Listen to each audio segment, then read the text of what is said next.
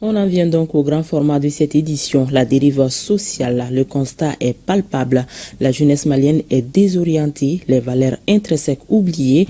La majorité tombe dans la délinquance, dans une violence inexplicable. Comment remédier à ces phénomènes pour recoudre le lien social et accompagner la jeunesse vers un meilleur avenir? Nous avons essayé d'apporter des éléments de réponse à cette préoccupation dans ce reportage signé Awadama Koulibaly, Alkaou Traoré et Suleiman Diabati. Les Maliens sont partagés entre la désolation, l'indignation, l'inquiétude et la peur. Des mots qui résonnent avec force face à l'insouciance et à la déviation comportementale de la jeunesse. Mais quelles en sont les raisons? Comment en sommes-nous arrivés là?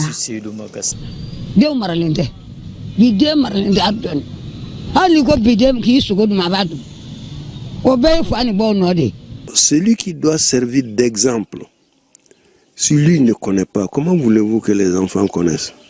C'est nous, les parents, qui avons failli. Et depuis longtemps, nous avons laissé les jeunes évoluer par eux-mêmes. Il y a des facteurs sociaux, économiques, il y a un peu les crises, il y a un peu de tout ça. Nous pouvons rentrer en détail. Il y a le chômage, qui frappe un bon nombre de jeunes. Autrefois, il ne sortait des regroupements de jeunes que la joie, les bons conseils ou encore des discussions constructives sur le développement de la communauté. Mais aujourd'hui, leurs attroupements donnent des sueurs froides aux parents, aux autorités, à la société, car aucun d'eux ne se disperse à l'amiable. Ils dérapent pour un oui ou un non. On constate les actes de violence au Mali, notamment à Bamako ici, entre les jeunes, parfois des violences qui débouchent sur de morts d'hommes.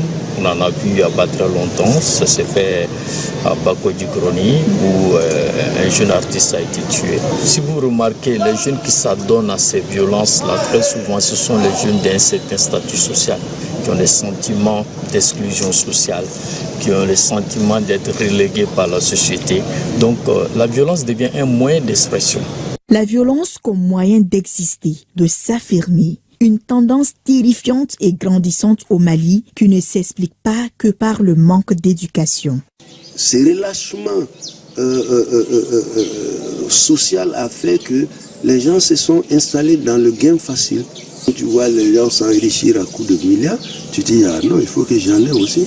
Chacun a un bâton, on est en train de suivre. Tu arrives à quelqu'un, paf, tu lui donnes un bon coup, tu prends tout ce qu'il a et tu continues. Et tu es content de l'avoir eu. Il faut faire énormément attention aux médias. Les jeunes sont plus en contact avec des images, des informations qui viennent d'un peu partout dans le monde. Étant donné qu'ils sont jeunes, ils ne sont pas assez formés pour faire face à ces genres de violences parce que ce sont des scènes de violence qu'ils voient. Donc souvent, ils n'arrivent même pas à interpréter.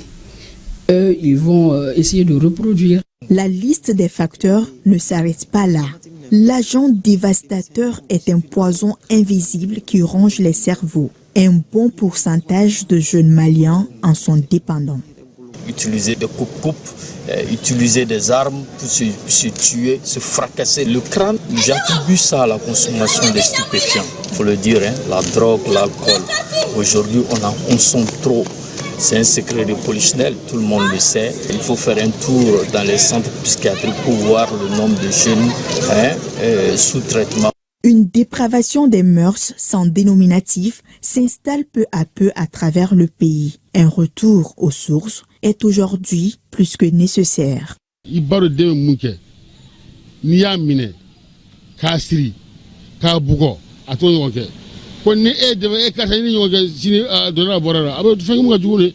Bange baw ani makuruba minnu bɛ dugu kɔnɔ bonya ka dolu ma olu mana fɛn o fɛn da denmisɛnw kan I b'a sɔrɔ a kɛbaga de y'a kɛ a la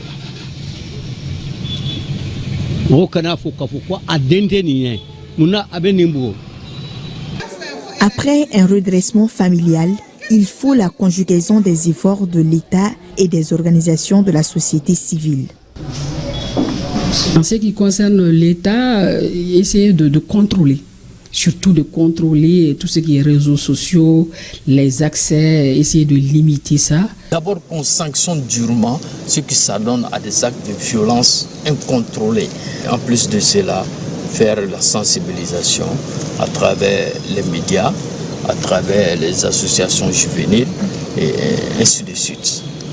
Aujourd'hui, pour sortir de tout ça, tout comme le ministère de la Jeunesse est en train de le faire, ce n'est pas le ministère de la Jeunesse seulement, tous les départements ministériels, tous les services publics et toutes les organisations de société doivent être orientées pour l'éducation de masse. C'est à nous de faire le point aujourd'hui.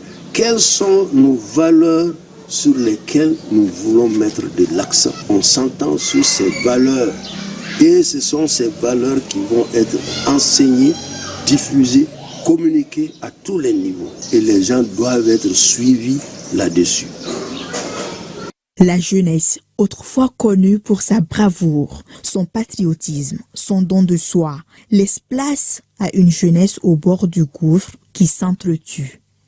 Où sont donc passées l'empathie, la solidarité, l'entraide, bref, l'amour qui existait entre les jeunes filles et fils du pays? Le pays de Modibo Keïta est encore en voie de développement.